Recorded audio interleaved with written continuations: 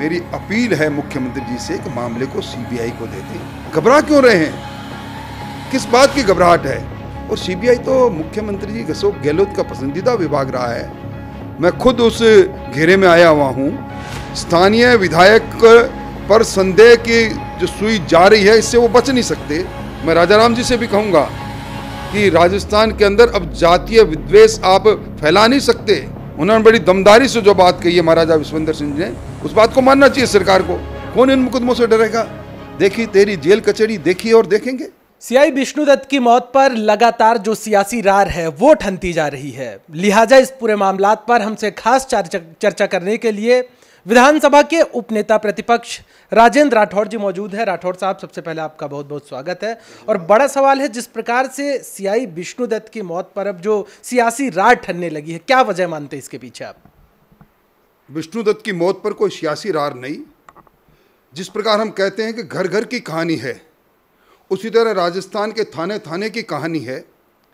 आज जब थाना कचहरी नीलाम होने लग जाते हैं और बड़े रसूखदार लोग जब हर थाने से अपनी वसूली प्रारंभ कर देते हैं और जब वसूली देने में आनाकानी होती है, तब कोई आत्मसम्मानी, ईमानदार और जो व्यक्ति जनता के थानेदार के रूप में पूरे राजस्थान, पूरे चूरू जिले में विख्यात था, उस पर जब सियासत में बैठे लोग बिना कोई कारण का दबाव डालना प्रारंभ करते हैं, झूठी शिकायतें मुख्यमंत्री कार्यालय से तैरती हुई, बड़े अधिकारियों के कार्यालय से होती हुई जब उसके पास आती है, जब एक ही दिन के अंदर उसके कांस्टेबल चालक को बदल दिया जाता है, रीडर को बदल दिया जाता है, हेड कांस्टेबल को बदल दिया जाता है, तो अत्यधिक तनाव में आकर उसकी संदिग्ध परिस्थिति में मौत होती है।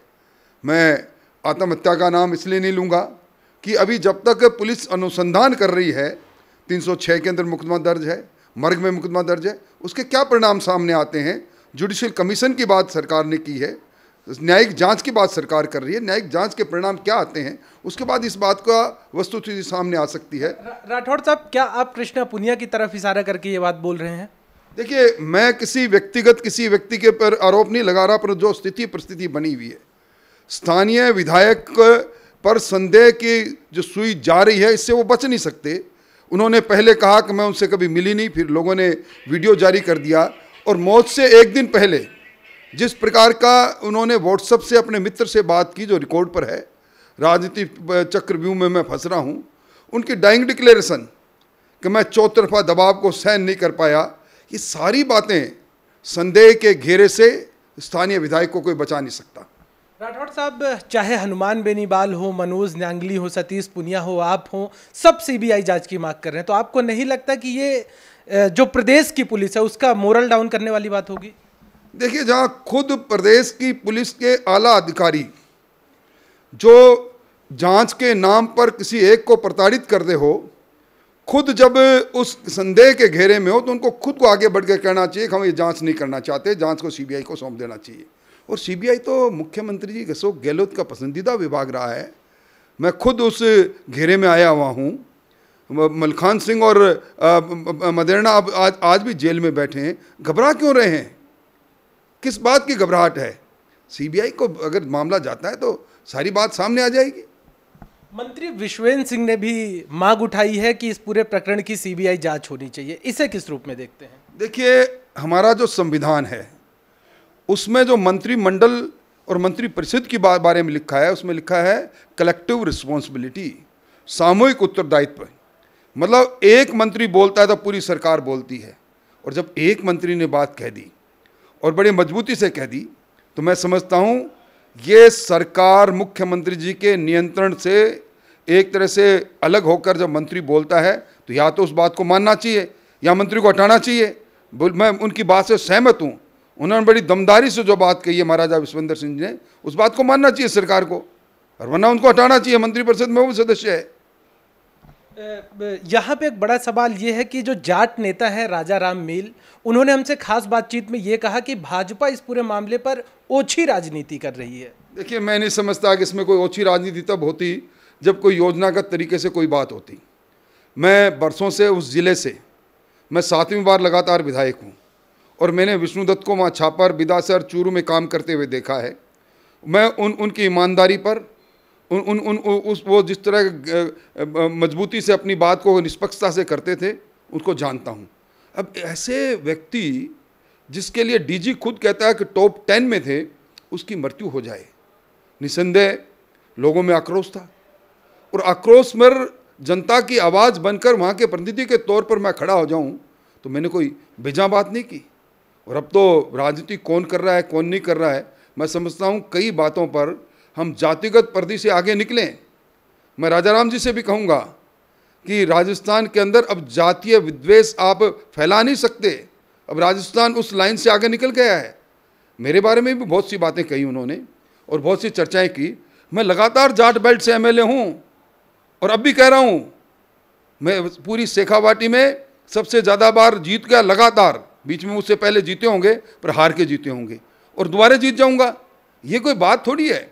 जाति के आधार पर यहाँ बैठकर आप किसी तरह की बातें कर लो, मैं समझता हूँ वो जो समाज के लोग हैं ना, वो सारी बात समझते हैं। राठौड़ साहब, मेरा अंतिम प्रश्न आपसे ये है कि सोशल मीडिया पर आपका एक जो वीडियो है वो सबसे ज़्यादा वायरल हो रहा है, जिसमें आप एक पुलिस अधिकारी को लताड़ लगाते हुए दिखाई दे रहे हैं। उसका क्या सच है, कितना झूठा है? मैं ये चाहता हूँ ये बात आज आप ऑन कैमरा क्लियर कर दें। देखिए, जब परिवारजनों ने, जब सबसे बड़ा दुखद पहलू ये रहा कि जब दहाड़ मारकर रोता हुआ विष्णुदत्त बिश्नोई का छोटा भाई ने कहा कि हे पुलिस के महकमे के अधिकारियों, मेरा भाई लटक गया, मेरे भाई की मृत्यु होगी, मुझे सूचना तो देते, मैं टेलीविज़न का समाचार पढ़कर यहाँ आया हूँ। और फिर वो कहते हैं कि हम इसको लाश को चूरू भेजेंगे। उनके परिवारजनों ने कहा नहीं, हम जो ये राजेंद्र राठौड़ और नांगली और राहुल कसवा कहेंगे हम उस पर बात पर रहेंगे, लाश यहीं रहेगी।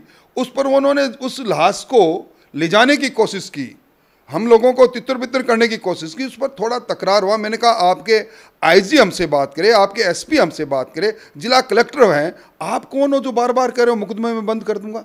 किससे बात कर रहे हो आप, किसको डरा रहे हो? इस बात पर उस डीवाईएसपी ने जिस प्रकार की बदतमीजियाँ की वो आज रिकॉर्ड पर है। आपके ऊपर केस भी हुआ, आपके सहित तकरीबन 200 लोगों के ऊपर केस हुआ है, क्या कारण मानते हैं इसके पीछे? देखिए, मैं समझता हूँ कि अपने आप को राजस्थान के आधुनिक गांधी कहने वाले अशोक जी गहलोत, उनको सोचना चाहिए क्या बेजा बात की हमने। आपने देखा होगा वो मंजर जब विष्णुदत्त बिश्नोई की लाश जा रही थी, कोई प्रधानमंत्री आए तो उसको लोग जिस तरह खड़े होकर फूल बरसा रहे हैं, उससे रोते हुए लोग फूल बरसा रहे थे। ऐसे व्यक्ति के को न्याय दिलाने के लिए अगर मैंने कोई बात की, सोशल डिस्टेंसिंग से की, मेरे मुंह पर फेस कवर रहा, उसके बाद भी इस तरह का मुकदमा दर्ज करना मेरे जैसे व्यक्ति पर, 200 दूसरे लोगों पर, यह नादिर शाही है। कौन इन मुकदमों से डरेगा? देखी तेरी जेल कचहरी, देखी और देखेंगे। सर, मेरा अंतिम प्रश्न है, सरकार से क्या आप अपील करना चाहेंगे इस पूरे मामले पर? मेरी अपील है मुख्यमंत्री जी से कि मामले को सीबीआई को दे दें, उस पूरे परिवार को अच्छा आर्थिक पैकेज दे दें, उनके परिवार के उस मरहम पर, घाव पर मरहम लगाने की कोशिश करें। वो आपका मुलाजिम था, आप चुने हुए हमारे हाकिम हैं, आपको संरक्षक के रोल में आना चाहिए, न कि ये कि मैं बीजेपी का, ये कांग्रेस का, उससे नहीं। तो ये थे राजेंद्र राठौड़ जी, जिनका साफ तौर पे कहना था कि आप हाकिम हैं और वो मुलाजिम, लिहाजा उनके जख्मों पर मरहम लगाना सरकार की जिम्मेदारी बनती है। साथ ही साथ इन्होंने ये भी मांग की है कि पूरे प्रकरण पर अब सीबीआई जांच होनी चाहिए। कैमरा पर्सन हेमंत के साथ मैं Rupesh Mishra, the fact India, Jaipur.